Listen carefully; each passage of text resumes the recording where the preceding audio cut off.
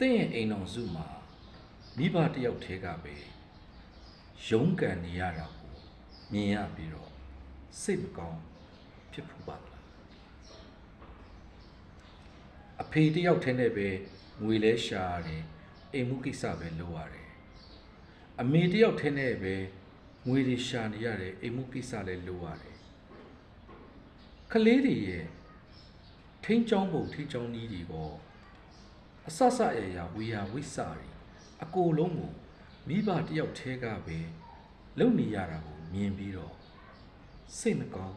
ဖြစ်ဖူးပါလားတငယ်ချင်းတွေရဲ့မိသားစုတွေကြည့်လိုက်ရင်မိဘတွေစုံစုံလင်လင်နဲ့ဖြစ်ပြီးတော့ကိုယ့်ကိုယ်အားနေတာကိုခံစားဖူးပါလား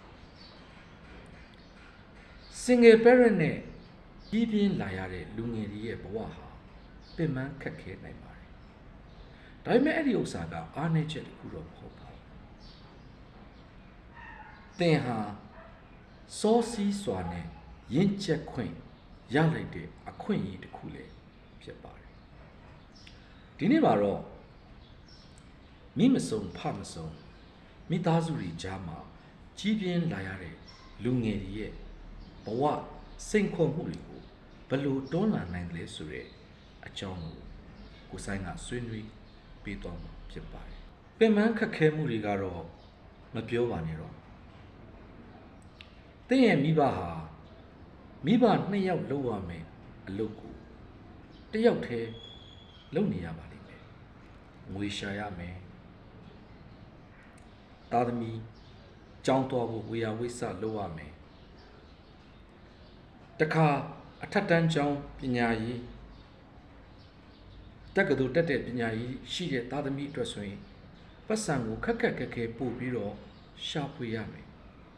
တခါအဲ့ဒါနဲ့မပြီးသေးဘူးအိမ်မှာလည်းမိသားစုတစ်စုလုံးစားဖို့အတွက်ချက်ရမယ်ပြုတ်ရမယ်ရှော့ရမယ်ဖို့ရမယ်ဆိုအင်မတန်ကို struggle ဖြစ်တဲ့အနေအထားကိုကျွန်တော်တို့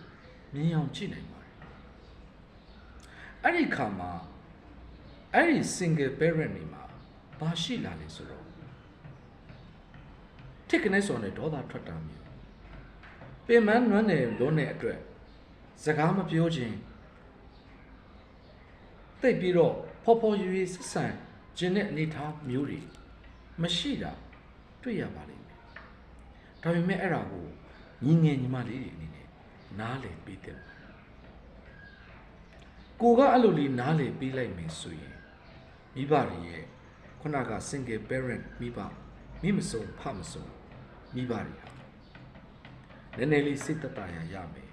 အသက်ရှူချောင်းမယ်ခုနကပြောသလိုစိတ်ပင်ပန်းမှုတွေရော့ကျသွားစီဖို့အတွက်သူတို့ကိုကျွန်တော်တို့ကအခွင့်အရေးပေးရပါမယ်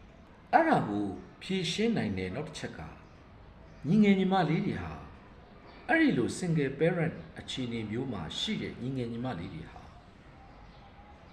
အိမ်မှာလူဖို့တယောက်မဖြစ်ဖို့လည်းလိုအပ်ပါတယ်ဥပမာအဝိရှော်တဲ့နေရာမှာဝိုင်းကူမလားဈေးသွားတာဝိုင်းကူမလားဒါမှမဟုတ်ကိုကျောင်းပိတ်တဲ့ရက်ဒီမှာအိမ်တန်ရှင်းတွေဝိုင်းကူမလားစသည်ဖြင့်အဲ့ဒီ single parent တွေရဲ့ပင်ပန်းနွမ်းနယ်မှုတွေကိုရှော့ချပေးနိုင်ပါတယ်သူတို့ရဲ့စိတ်ဖိစီးမှုတွေတတ်တာစေတယ်နောက်တစ်ခုကအိမ်မှာဘယ်အမြဲတမ်းရှိနေရမယ်ညီငယ်ညီမလေးတွေဖြစ်မယ်ဆိုရင်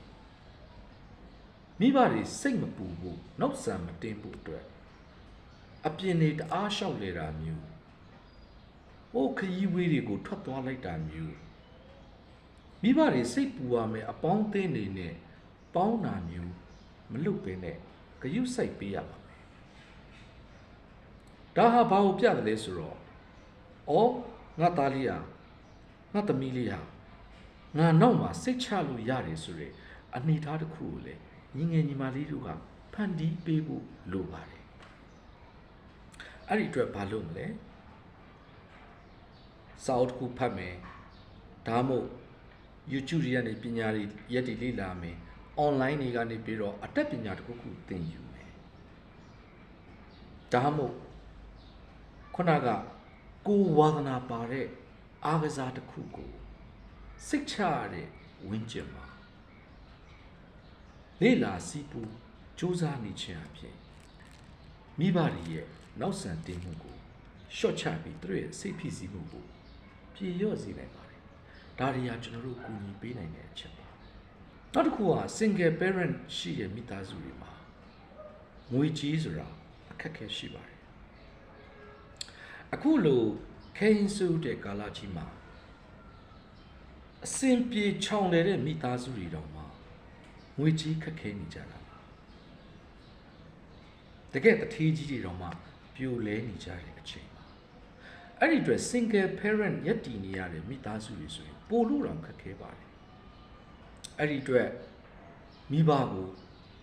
ကိုလိုချင်တဲ့အရာတိုင်းမရတဲ့အခါမှာမပူစာမိဖို့နဘူးနညံမလုပ်ဖို့တတိပြုရပါမယ်တတိပြုပေးတဲ့ပါတယ်တင်ရင်ပြီးပါလိမ့်တော့ပေါ့နော်ဘာကြောင့်လဲငွေကြီးရှာရတာဒီနေ့ခေတ်ကြီးမှာမလွယ်ပါဘူးဒါကြောင့်မို့ဖုန်းအသစ်ကင်ချင်တာတို့ iPhone ကင်ချင်တာတို့စသည်ဖြစ်မှာနော်အဝတ်စားအသစ်တွေဝယ်ချင်တာတို့အသုံးဆောင်တွေ cosmetic တွေအသစ်တွေဝယ်ချင်တာတို့ဒီလိုမျိုးတွေမရတဲ့အခါမှာလေစိတ်မဆိုးပါနဲ့တင့်ရဲ့မိဘတွေတင့်ရဲ့ single parent ဟာမိဘနှစ်ယောက်ရှာရမယ်ငွေကြီးကိုတစ်ယောက်တည်းရှာနေရတယ်ဆိုတာကျွန်တော်တို့စိတ်ထဲကနေနားလည်ပြီးဖို့လိုအပ်ပါတယ်တစ်ချိန်တည်းမှာငွေကြေးကိုဘယ်လိုစီမံသုံးစွဲမလဲဆိုတာကိုအခုအချိန်ကလေးကသင်ဟာသင်ယူခြင်းအပြင်နောက်တစ်ချိန်သင်လူကြီးဖြစ်လာတဲ့အခါမှာအကြီးမားဆုံးအားသာချက်တစ်ခုကိုသင်ယူစီးပူးရပါလိမ့်မယ်အဲ့ဒါကသင်အတွက်အကောင်းဆုံးအခွင့်အရေးတစ်ခုလို့ရှုမြင်ပြီးတော့လိုက်လို့ဖို့လိုအပ်ပါတယ် single parent မိသားစုကနေကြီးပြင်းလာလို့လေအားမငယ်ပါနဲ့ဒီနေ့ကမ္ဘာပေါ်မှာအောင်မြင်ကြော်ကြားနေတဲ့ပုဂ္ဂိုလ်တွေဟာများသောအားဖြင့် single parent နေစီကနေလာကြတာပါ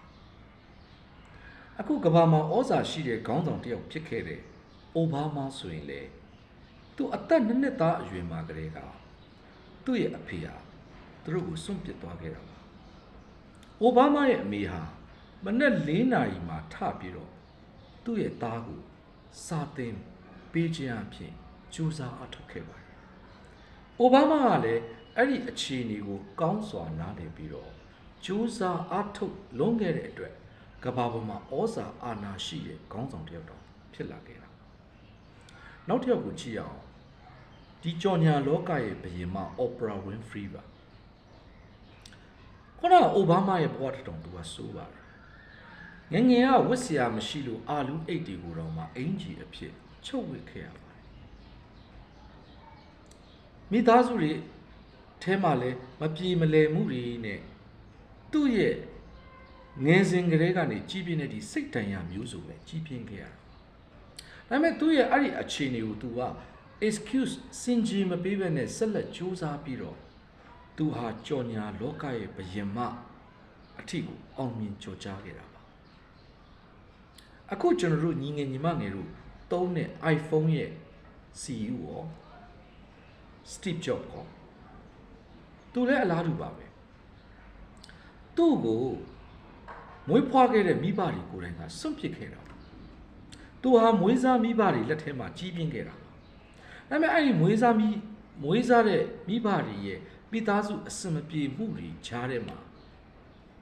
သူဟာဘဝကိုနားလည်ပြီးအကောင်းဆုံးကြိုးစားခဲ့တဲ့နည်းပညာတွေကိုဒါရှာဖွေတူမီးပြီးတော့အကောင်းဆုံးတက်လှမ်းခဲ့ပါတယ်ကိုယ့်ရဲ့အစကဘလို့ပဲဖြစ်ဖြစ်ကိုယ့်ရဲ့အဆုံးသက်ကဘယ်လိုဖြစ်ရမယ်ဆိုတာကိုစတီဗ်ဂျော့ကလက်တွေ့ပြသွားခဲ့တာအဲ့တော့ညီငယ်ညီမလေးတွေအနေနဲ့ single parent အနေနဲ့ကြီးပြင်းလာရတာဟာအားနည်းချက်မဟုတ်ပါဘူးချရှုံးမှုမဟုတ်ပါညီငယ်ညီမလေးတွေနဲ့အဲ့ဒီ single parent မိသားစုတွေကြားထဲမှာမေတ္တာရှိနေတယ်အဲ့ဒီမိသားစုဟာပြည့်စုံနေပါပါညီငယ်ညီမလေးတွေရဲ့စူးစမ်းအားထုတ်မှုကသာအဲ့ဒီ single parent မိဘတွေရဲ့စိတ်ပင်ပန်းမှုတွေကို ဖြေဖြောက်ပေးနိုင်တဲ့အကောင်းဆုံးစီးလေးဖြစ်ပါတယ်ဒါကြောင့်သူတို့ကိုတနာညှတာတွေဆိုရင်အဲ့လိုညီငယ်ညီမလေးတွေရဲ့စူးစမ်းနားလည်ပြီးခြင်းတွေကနေပြီးတော့သူတို့ကိုတဖန်ပြန်လဲစောင့်ရှောက်ပေးနိုင်ပါတယ်မိဘကိုအမြဲတမ်းအားကိုးနေရတဲ့သားသမီးဖြစ်ရတာတဲ့မိဘကပြန်ပြီးအားကိုးနိုင်တဲ့သားသမီးတွေဖြစ်အောင်ကြိုးစားနိုင်ကြပါစေလို့ညွှန်လင့်ပေးပါတယ်ကျေးဇူးတင်ပါတယ်